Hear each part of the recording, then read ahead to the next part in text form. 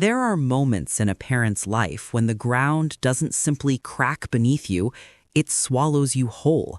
Mine came on an ordinary evening, with dishes stacked in the sink and a half-finished cup of tea cooling on the table. The confession didn't arrive with trembling lips or shame. It was spoken calmly, with the certainty of a fact too heavy to deny. From that second onward, I wasn't just a mother, I was a witness. At first, the mind resists. It twists words, bends them into metaphors. Perhaps it meant something else, a cry for help, a metaphor for brokenness, an exaggeration born of loneliness. But the eyes give away what the words try to mask. And his eyes, my son's eyes, didn't shimmer with exaggeration. They were cold, steady, full of a knowledge I wish I never had to see. Sleep didn't come that night. I lay in bed staring at the ceiling, every creak of the house now charged with suspicion.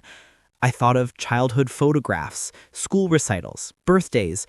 Images flickered through memory like old film reels, cake crumbs on his face, laughter ringing in backyards.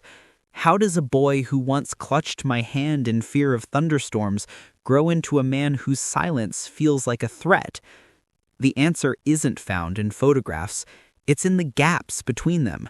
The missing years, the late nights, the phone calls that ended too quickly. In retrospect, the signs had always been there, scattered like breadcrumbs I refused to follow. A shirt stained darker than mud, explanations that dissolved under scrutiny, the way the dog once snarled at him and never again wagged its tail in his presence. The human mind is merciful in its denial. We stitch excuses over holes too wide to cover, until the thread snapped. That week, I began noticing things that had always been invisible. The basement door, which he kept locked even though nothing of value was stored there.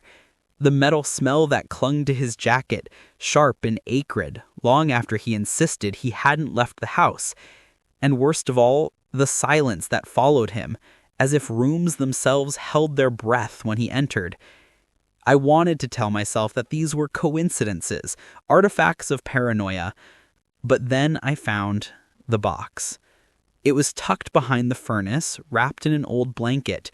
Dust had gathered thick across it, but the lock was polished as though handled often. My hands shook when I pried it open, expecting old tools or forgotten keepsakes.